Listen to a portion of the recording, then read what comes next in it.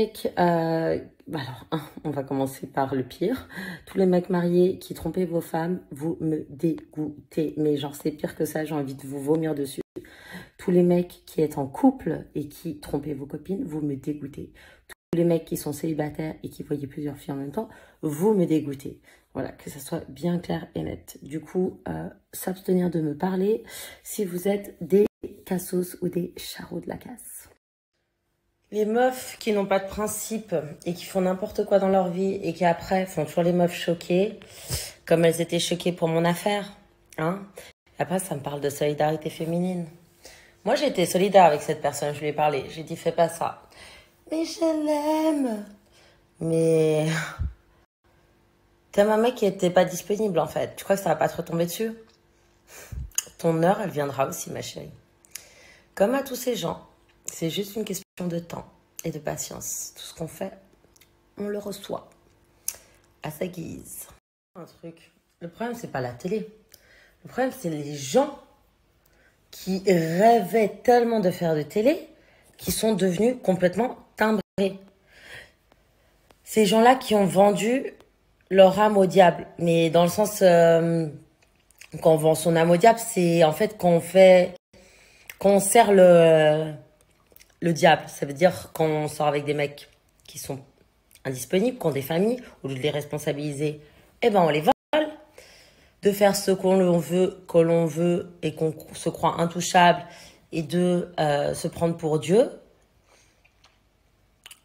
De jamais se remettre en question, de ne pas avoir d'empathie.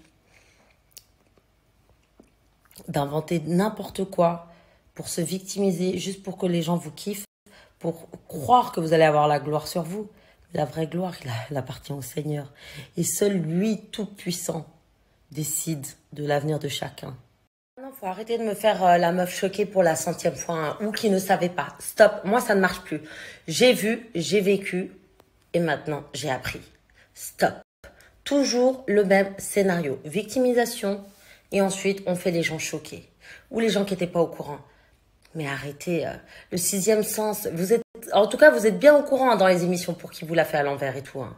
Il faut pas me dire, oui, mais il était amoureux de moi, c'est pour ça. Non, mais en fait, il faut redescendre. Hein. Le mec, il était amoureux de son père. Hein. Il vous utilisait tous comme des chiens. Vous étiez tous ces petits chiens. Quand j'avais dit que le loup était rentré dans la bergerie, hein, je vous avais dit d'ouvrir vos oreilles. Et ben voilà, ce jour-là est tombé. Bref, pour revenir à ça, c'est vrai que moi j'ai un problème existentiel. C'est pour ça que je suis souvent seule. Parce qu'en fait, quand je vois que les gens ils ont un peu de vice ou qu'ils sont mal intentionnés ou qu'il y a un truc qui est bizarre, je m'en éloigne. Parce qu'en fait, on dit qu'on est la somme de ses amis. Et quand on partage sa colocation avec quelqu'un, quand on traîne avec une certaine personne qui est aussi timbrée et qui ne respecte pas les femmes, on ne peut pas parler de solidarité féminine. Parce qu'on voit cette merde tous les jours faire de la merde tous les jours avec des meufs. Alors qu'elle soit consentante ou pas, on voit quelqu'un qui se comporte mal. Mais comment vous pouvez partager votre appartement avec quelqu'un qui se comporte de la sorte, qui se comporte comme un chien, comme un yinche, comme une merde qui vous ment? Faut arrêter de se voiler la face. C'est parce qu'il y a des intérêts derrière. Il y a des intérêts parce que ce fils de chien, il est trop fort et que l'on tombe tous dedans. Moi la première. Voilà, donc bref, donc ouais, ce milieu, comme je vous dis, c'est un milieu qui peut être extraordinaire parce qu'on vit des choses extraordinaires, mais qu'est-ce qu'il y a du vice aussi dedans?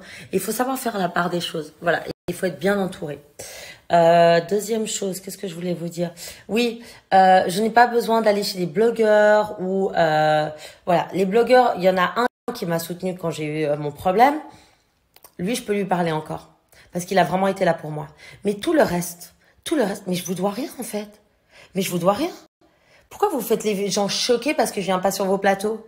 Mais je vous dois rien. Je vous dois rien. Que ça soit clair, vous n'avez pas à m'insulter parce que je ne veux pas venir sur vos plateaux. Parce que quoi, tu vas pas faire tes millions de vues sur YouTube? Mais je m'en bats les couilles. C'est pas à moi de payer ton loyer. Donc maintenant, tu retournes sur ton petit plateau télévisé et tu continues à faire ta merde. Tant mieux si t'as un public. Mais moi, j'irai pas là-dessus. Je ne parlerai pas sur cette histoire sur ton plateau. Ça, tu